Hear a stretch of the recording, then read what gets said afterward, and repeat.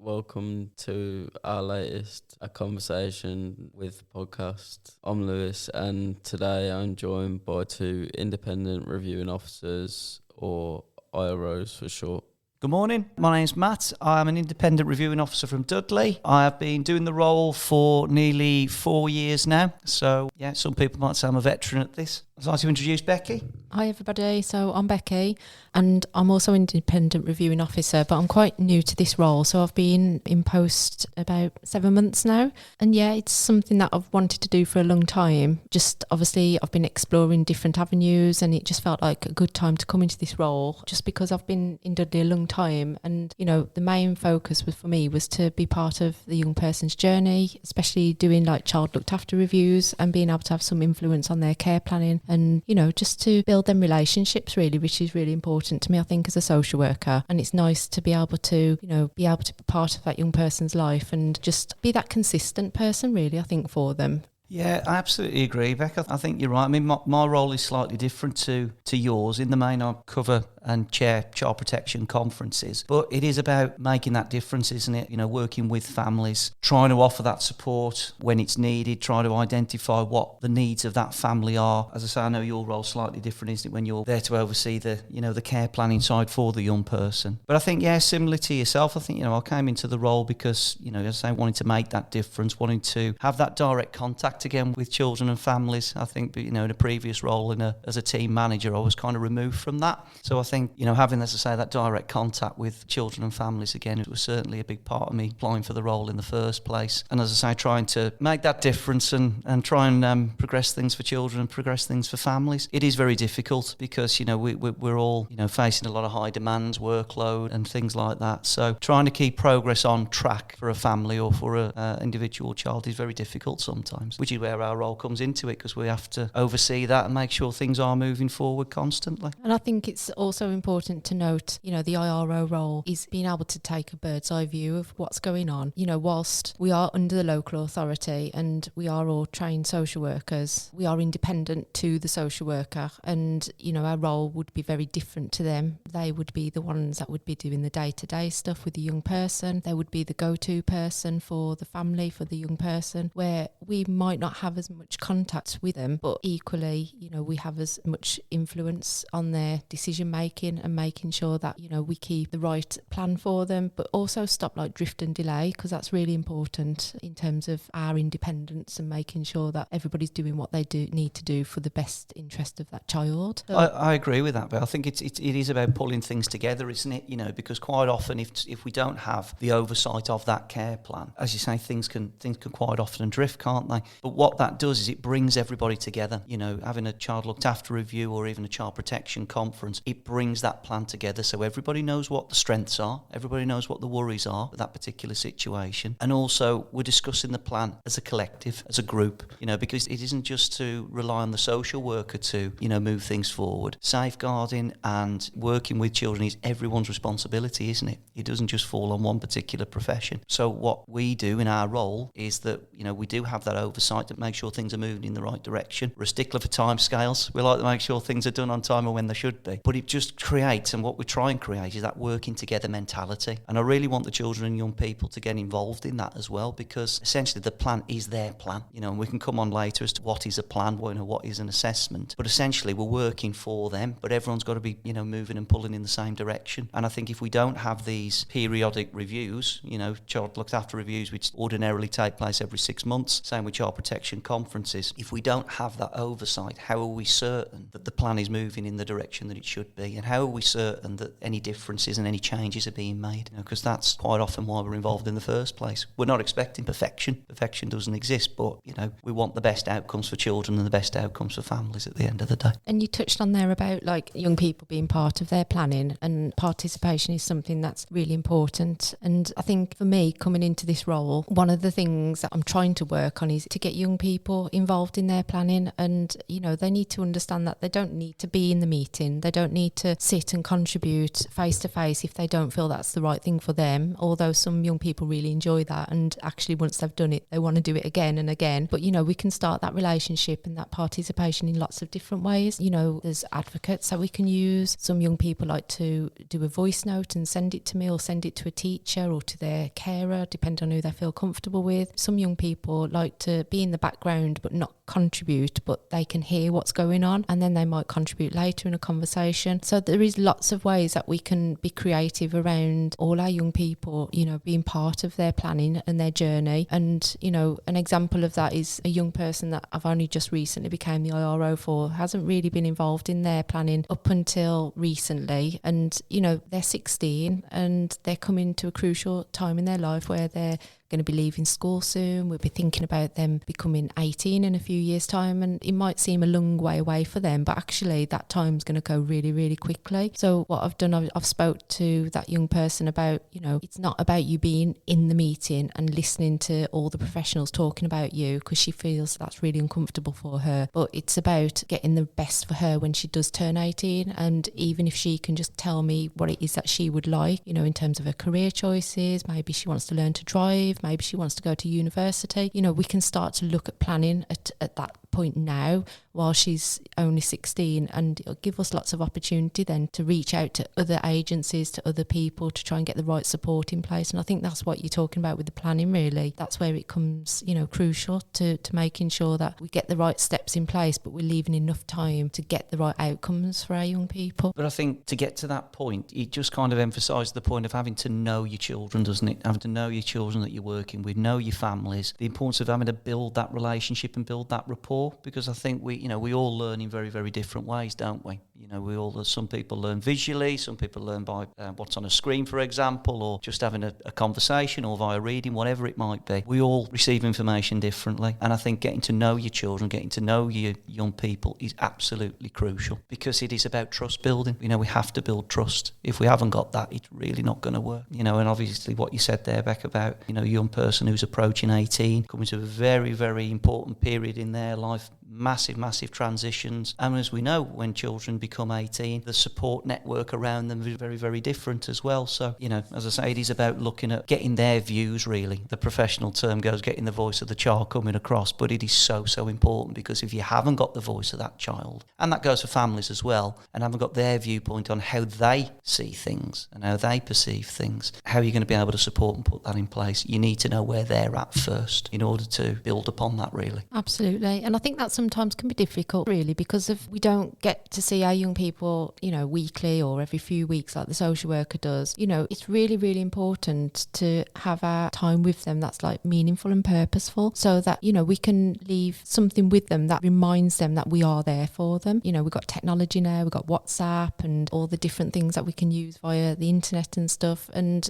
I've found that leaving information about me, who I am, my number, giving them my phone number, and using WhatsApp as a way of being able to communicate with them, even if it's in between their review, so to speak, it really does help to sort of concrete that relationship, really, because sometimes they don't want us to be in their lives all the time, but them times that we do pop in and out, it's about having that impact, isn't it? It's about making sure they know that if they do need us, or there is something that's not working well for them, or even if there's something that they've done really well and would like to share with us, it's how they can contact us as well. And I think, that's really important, and making sure that them relationships are meaningful, really. Absolutely, Becky. It is tough, isn't it? Because, as I say, we're not involved on a daily basis, like the social workers would be. But I still think that we can develop those relationships as IROs. Got young people who, quite often reach out to me, and quite often, as in the role of the IRO, we're quite often the most consistent person in that child's life a lot of the time, for whatever those reasons might be.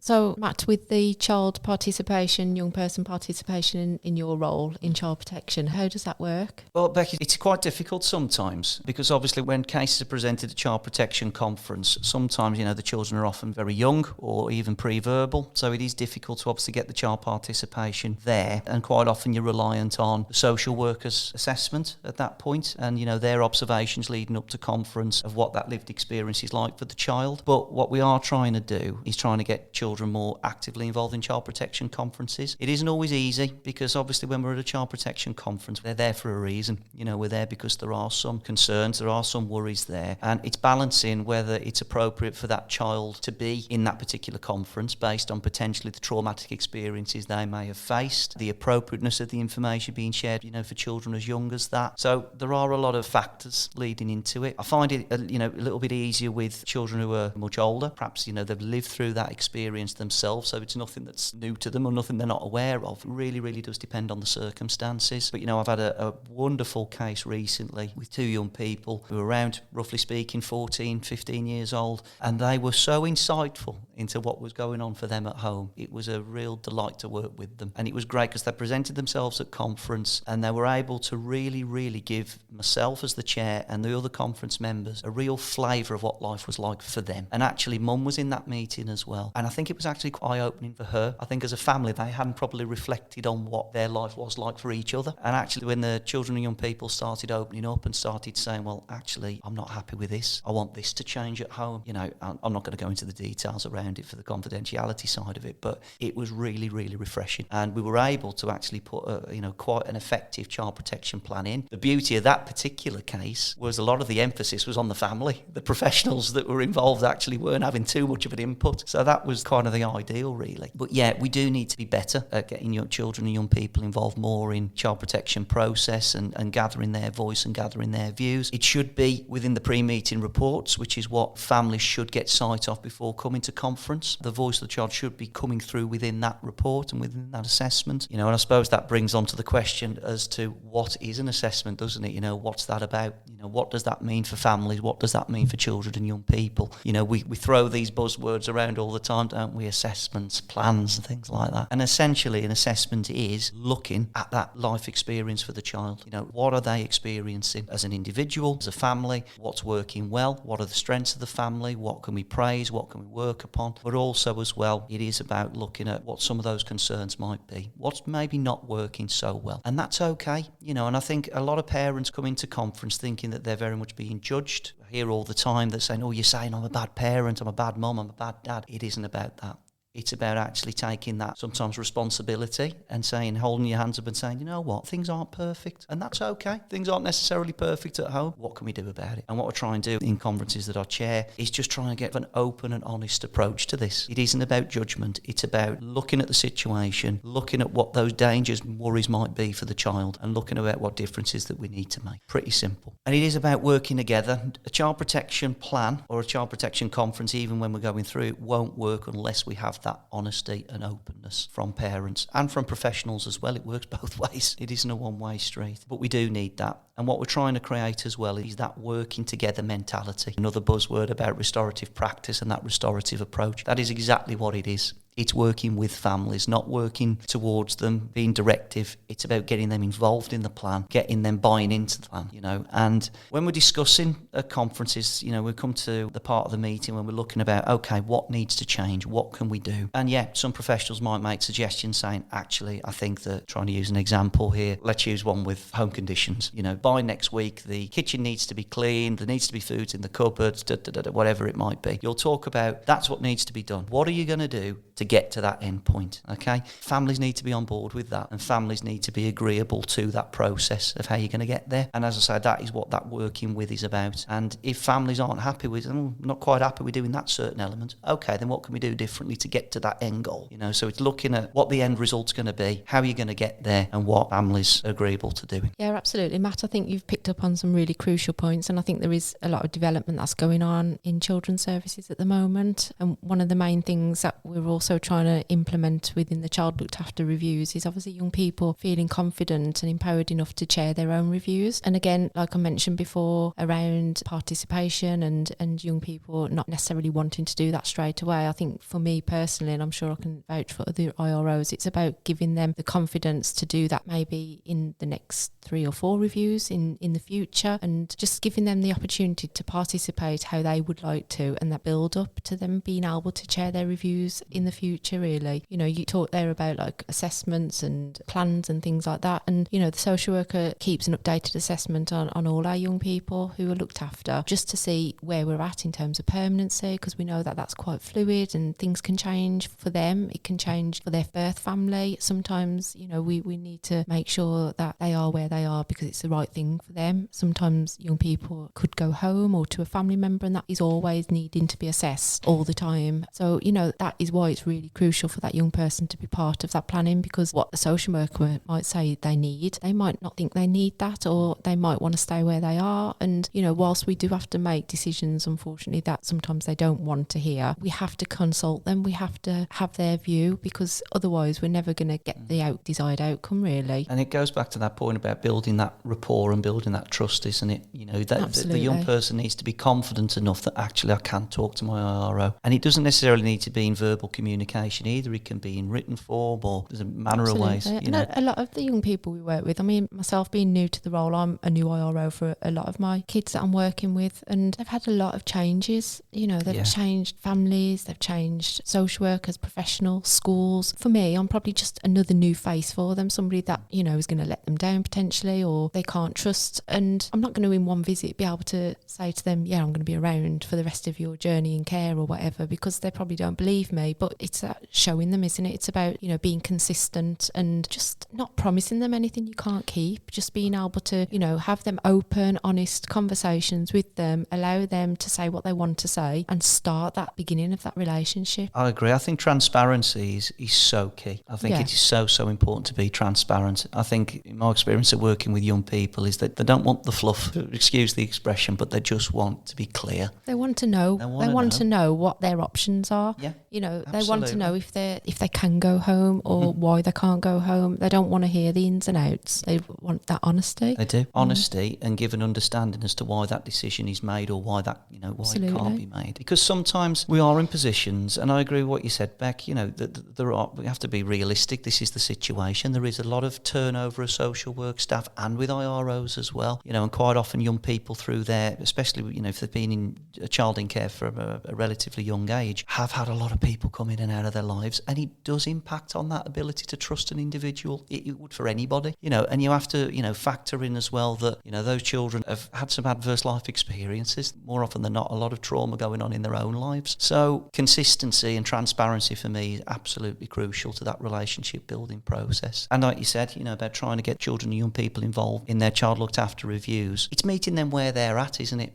You know, because they might not, you said, Beck, you know, it's building up to that. They might not be ready at the point when we first become involved, but it's something to build up towards. And child participation works in a manner of ways, doesn't it? It isn't just about verbally being there in your looked after review, directly putting your voice across. I had one young person who I was working with who wasn't confident to come into his reviews, and that's absolutely fine. But what he absolutely loved was quizzes. What we did was we gathered his views by giving him question and answers, and it was basically asking in a quiz type format, and he got his views across that way. But we knew exactly what he wanted. We knew exactly, you know, in 6 months' time where he wanted to be. It worked, and it worked for him. Eventually, his confidence grew, and we built from that. He progressed, and we followed him through that journey, you know, and eventually, when he got to 17, he sat in his review. And that was the first time they sat in his review for 3 years that we were working with him before that. So, you know, it was real progress. But it was looking at where his skill sets were as well. And he managed to develop those skill sets and use it, you know, in a real positive way for him. So it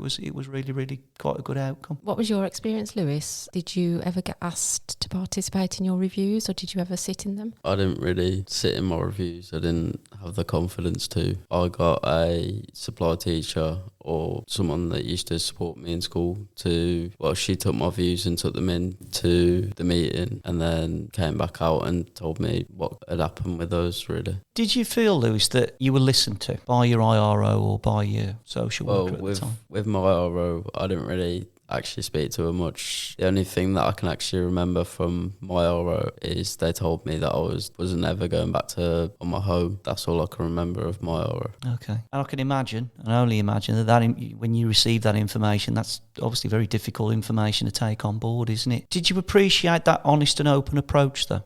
Was that, would you say that was a positive thing, or do you think something could have been done differently when that information was given to you? Well, I mean, I appreciate the honesty and the openness of it, but I never got told why or what I could do or anything like that. I never got told why I couldn't go back, or if I could go back, what I could do. And it's that reasoning, it's that understanding which is so important, isn't it? You know, being told, you know, you're not going back is one thing, but you need to have an understanding of why that's the case, which kind of brings on to the, you know, the importance of children and young people knowing what their life story was like before coming into care, and the reasons why that they're in local authority care. And also understanding as well that perhaps things in birth family maybe haven't changed, and that's why, you know, you weren't able to perhaps go back at that point, Lewis. I don't know. But having that narrative and that understanding would make the world a difference, wouldn't it? You know, I mean, we talk about giving young people explanations about things, but I don't think that's something that we're very good at. You know, I think we're starting to take on the approach of like writing to the child, writing to the young person. And I think for me anyway, it really helps me to think about mentalising for that young person and what they're going through. And, you know, we have to then use language and use words that's appropriate. And I think maybe, obviously, Lewis's experiences, we can learn from that. And, you know, we need to think about not just like what we're doing, but why we're doing it, but how we're going to explain that. And I think sometimes writing to the young person can help us as adults break down that, because we forget that you need to know this information, because we just carry on with trying to keep you safe and trying to, you know, make sure that you're happy where you are and stuff. But actually it's really powerful what you've just said, Lewis, with regards to the only thing you can remember about your IRO was telling you that you're not going home, but not really understanding the reason behind that, because that would have impacted on you massively, despite all the other pieces of work that IRO might have done for you. You know, that is something that we really need to learn from and really need to take away about helping you to understand that journey that you're on, which is when we talk about life story work, don't we? And I don't think enough people are either confident to do that, or whether it's around training needs, I'm not sure, or whether we've got people who can do that for time restraints, but it is really important. And it doesn't have to be from birth to 18 in one go. It should be snapshots, shouldn't it, throughout a young person's life that can be gathered at separate parts and put together as a whole. And it can be a month, a year, a day, a week, it doesn't matter. It's just that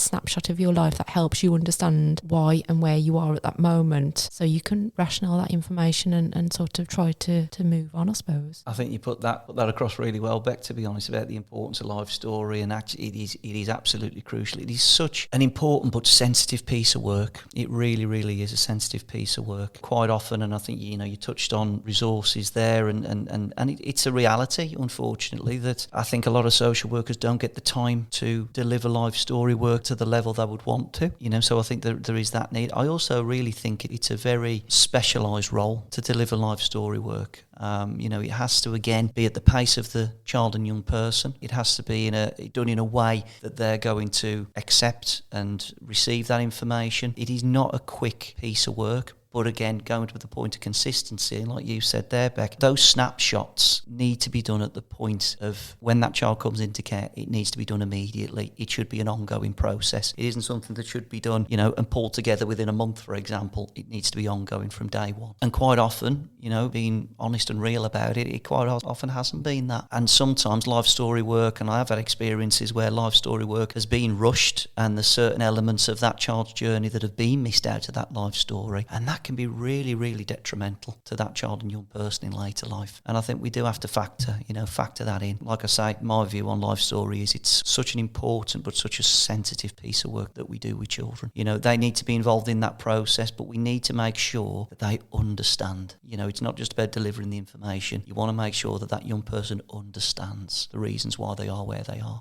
And I do think quite often that gets missed, unfortunately. I mean, again, Lewis, asking about, you know, your lived experiences of being in care. Did you have that kind of question mark hanging over you as to kind of, why am I here, almost? From my experience, it was probably more my own doing. It was more behaviour in school and stuff like that got me to where I was. But I kind of knew why I was there to start with, but I never knew why I couldn't go back. Yeah. Much. That's the only thing that I was struggling to understand. Because from my understanding, it was my behaviour in school that got me where I was. And it was like, if I was to change that, why can't I go back? Because in the end, I did change it, and then I did go back home. Yeah. So that's what I've kind of always been confused about, is why no one could have just told me that. And then I could have done it sooner than I did. Sounds like a lot of pressure and a lot of emphasis put on your behaviour there. Do you know what I mean? And I'm sure there were other factors as well, Lewis, but that's really, really interesting the way you've just described that there. Is there anything that you could say to us now to help us develop ourselves in the IRO role that maybe we can learn from you?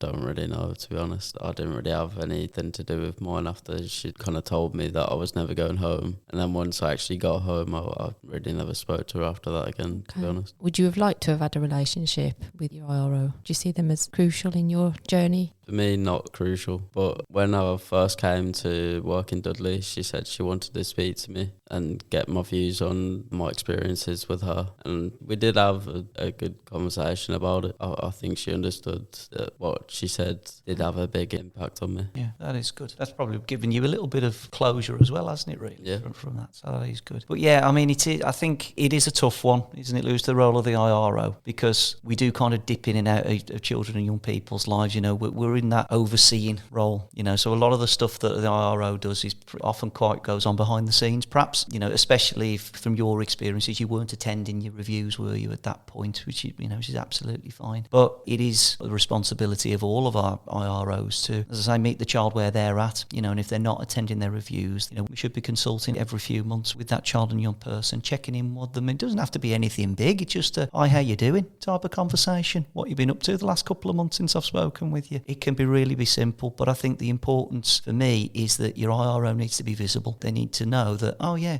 I haven't spoken to Matt for a couple of months, but, oh yeah, he phoned me the other day just to see how I was doing. It's that type of relationship. It's not about the day-to-day stuff, because that's the social worker's responsibility. Whereas an IRO, it's to know that actually we're there and we're there for you, because we're there to make sure that whatever plans are in place for you moving forward, that they're kept on track, and that the people that are meant to be working for you are trying to progress that plan in the right direction. So when we talk about plans, like a care plan, for example, for a young person, what we mean by that is once the child is looked after or they come into care, it's about looking at what needs to happen to make changes or for their permanency. So we can start to see what we need to do with the family, or what the family need to do to make the changes, if that's the way that it's going to be. But also to look at the future for the young person, to see where is best for them. They might be with a foster carer, they might be with a family member. The plan might be for adoption. There might be a plan for them to return home. And at each step of the way, we have to review the care plan. We have to make sure that that's on track. We have to make sure that all the child's needs are being met from an education point of view, from a health point of view, from,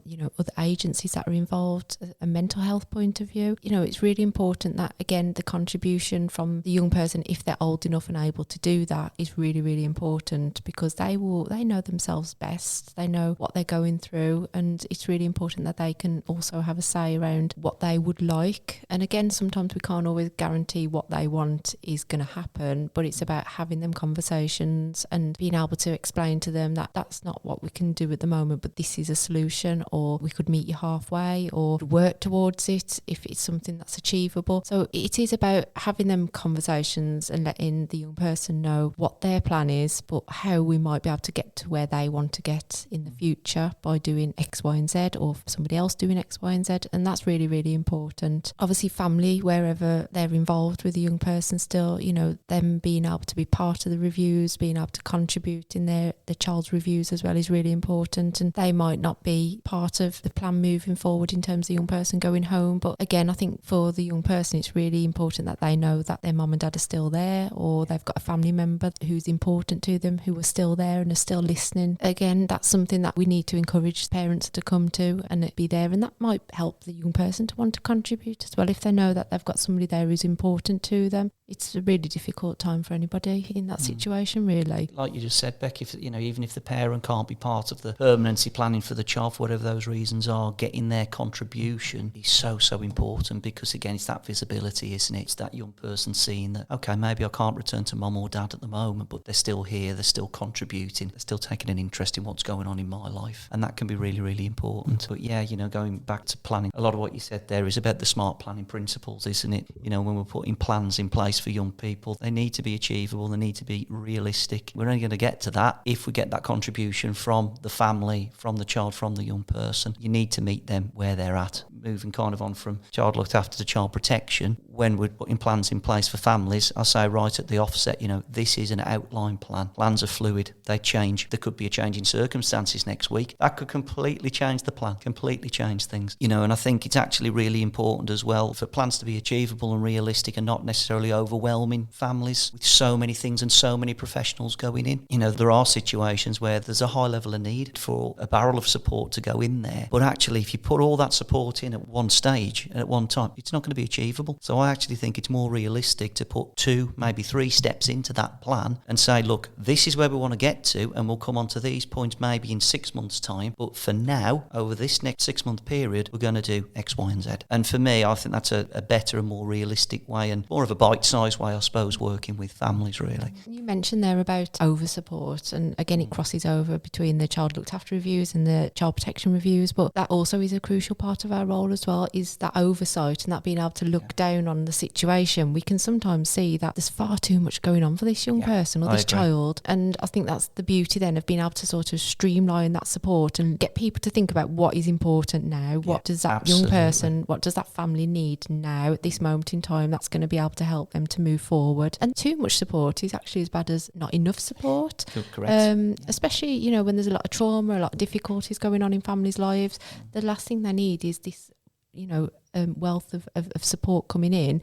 And it floods them, it's really difficult to manage. I think I'd struggle in that situation. So being able to have that oversight view of being able to sort of streamline the support and help make it realistic is really crucial. It's prioritising of what the need is now, like you said, what's more important now. I mean, there was a case example I had where, there was clear domestic violence in that particular relationship. That work needs to be done with both sets of parents. But the first priority was that they were getting kicked out of their accommodation. They had nowhere to live. That's the priority for that particular period of time, and there are other things as well which needed to take precedence, if you like, over that piece of work. It's important and it needed to get done, and it does need to get done, but you have to meet the family in the here and now and what's achievable for them now. That's why the importance of having these periodic reviews every 3 months, every 6 months, because when we have that oversight, we have a clear measurement then of the progress that's being made.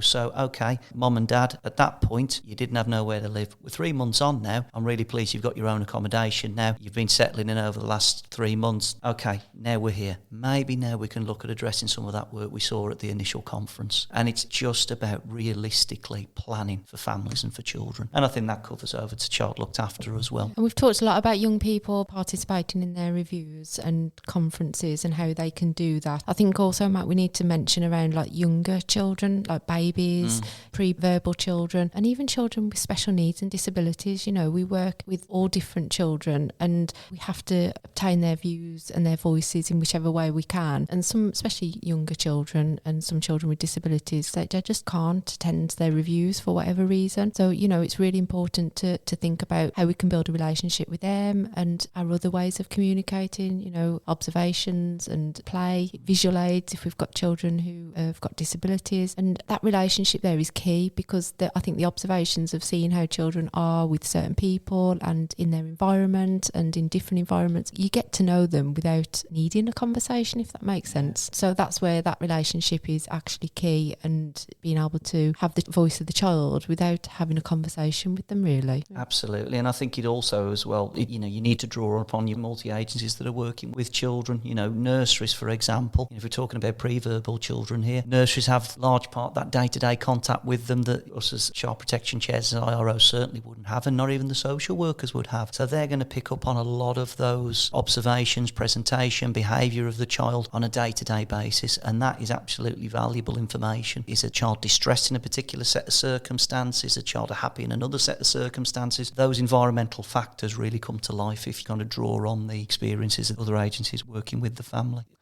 There's some words here that you might hear bandied around all the time, which we call social work jargon. And just to kind of put it into everyday language, because I think we've all said that, language is so important, isn't it, with, gaining an understanding of how things are moving forward. So you've got some definitions here that you might have heard. We'll start off with initial child protection conference. When a parent's probably faced with that title, they're thinking, what on earth is that? Well, it is quite straightforward, really. An initial child protection conference is kind of what it says on the tin. It's the first meeting that's going to be held, leading on from the social worker's involvement with the family. And the social worker will guide the family through as to what it is that they're worried about, what it is that the possible dangers that are going on within the family home. And that'll be explained to parents. And that then leads on to the initial child protection conference, which essentially is the first meeting where those sets of worries and are going to be spoken about, really. You know, again, you might use the word concerns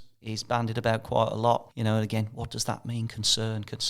And it is quite simply a worry, a danger that a child might be at risk of significant harm. And again, think, risk? What's that mean? When we talk about risk and risk assessment, you know, risk assessment is obviously something that, again, parents hear quite a lot but may not have an understanding of what that is. A risk assessment is looking at the situation at home, what the strengths are, what's going well, looking at potentially what needs to change, and again, looking at what are the possible dangers that child might be experiencing. Is it as a result of family members at home? Is it a result of, you know, the home environment, for example, that's causing that? And what that risk assessment does, it brings all of that information together. So it brings all the positives, it brings all the things that need to change and things that need to be worked upon, and it looks again about how we can move forward and looking at what needs to change to make that environment a better place for the children, a better place for the family as a whole. And quite often that is discussed during child protection conferences. And as I say, the initial child protection conference is the first meeting.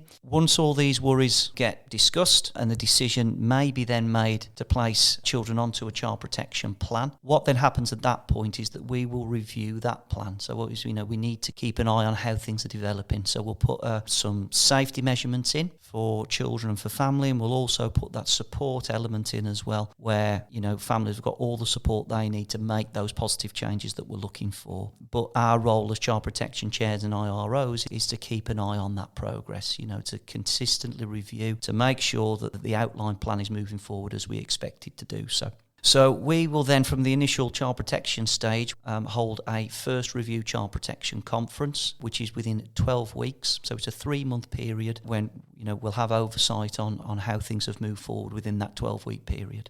What we also do as well, within that 12-week period, the child protection chairs will also hold what's called a progress review, and that's something that we'll do individually. So we'll look on the case file just to make sure that initial plan, that outline plan that was put in place, again, is moving and progressing as it should be. And then we get to that first review conference after 12 weeks, and that is essentially what we're doing. We are reviewing the progress of that plan, measuring the progress of the plan. That was what we were worried about then. What is the situation like 12 weeks on? And then we are again making a decision on whether that child protection plan needs to continue, have things significantly changed enough in order for us to step down, or are the pieces of work that family might need to do, or are those concerns, worries, risk levels still there that we have to continue with that plan. And that's the beauty of what we're doing. You know, we're consistently reviewing, and then the requirement after that 12 weeks is to then come back in 6 months' time if the decision is made to continue with the plan. And again, in the same way, reviewing where things are at. You know, we don't want to keep children on child protection plans forever, and that is why it is so important to keep reviewing the progress and keep reviewing the family situation. Circumstances change all the time. Plans change all the time depending on those changes in circumstances. So we always have to bear that in mind. You know, nothing is ever set in stone. Plans are fluid, if you want to call them that. So another word that keeps getting thrown about child protection is about the word threshold. You know, parents quite often hear, are we meeting the threshold for child protection planning? And again, what does that mean? What it is, it's a mark. It is actually saying how concerned are we as a group of agencies and a group of professionals that this child is at risk of experiencing harm in that family home, or at likelihood of experiencing significant harm in the future. And it is about that level, if you want to call it that, of whether it does need to be stepped up to a child protection plan, where the risks are so great that the plan for the family does need to be that little bit more intense, and there does need to be that higher level of involvement for children's services. circumstances? Or can the risks be managed? Is there a safety plan that we've discussed at conference that could actually lower some of the original worries and concerns that we were worried about? At a recent conference I had, the social worker presented a report where the risks were appearing quite high. We only found out from discussing it at the initial conference that actually family members that were actually acting as quite a protective manner and safeguarding that child. So the decision was on that basis that actually, we could potentially work at this on a lower level than child protection. So it's just exploring those circumstances, really, exploring what the situation is for the family and assessing those risk levels. So, Beck, if I could just come over to you, if you could just give us a little bit of an update from a child looked after point of view. Yeah, absolutely. So obviously Matt talked about the risks and assessments and things happening. And sometimes when those assessments are done and the risks are so great, sadly, young people and children and babies can't live with their birth families. And that means that they would potentially come into foster care placement, or, the local authority would get involved to do an assessment with a family member, for example. So if at any time we have to go into court and get a care order, or what we call a Section 20 voluntary accommodation paperwork is signed by parents, then that young person then becomes a looked after child to the local authority. What happens then is then an IRO would get allocated to that young person, and then we'd hold something called, you might hear it as a CLAR or a CLA review. And what that means is a child looked after review. So it would be held with the young person, if possible, with foster carer or the family member, whoever they're living with. Obviously, we'd talk to the young person about who else they wanted to be involved in that review, such as their family members or significant others. And it would have all the professionals that are working with them, if school are involved or if health are involved, or any other agencies that they have involved with them. And that would be normally held within 20 working days of them initially becoming looked after children. And that would be what we call an initial CLA review. So following that review, we would then hold, very similar to the child protection one within 3 months. And again, a midpoint review with the social worker would be held in between. At the initial review, we don't tend to set a plan for what we call permanence. And the reason we don't do that is because obviously everything's quite new and we don't actually know what is going on. And we're still at that sort of stage of exploring and trying to understand what has happened for the young person with their family and why it is that they can't live with them properly at the moment. So there might be a lot of work going on in the background that the young person's not aware about. But basically, when we talk about permanency planning, what we have to think about is how it sets out to achieve permanence for an individual child who's in care, with the objective being to make sure that the child has a secure and stable and loving family to support them throughout their childhood and beyond. And I think, again, like any plan, it's really, really fluid. And whilst we would talk about permanency and be setting that at each review, that can change, and there might be things that we need to look at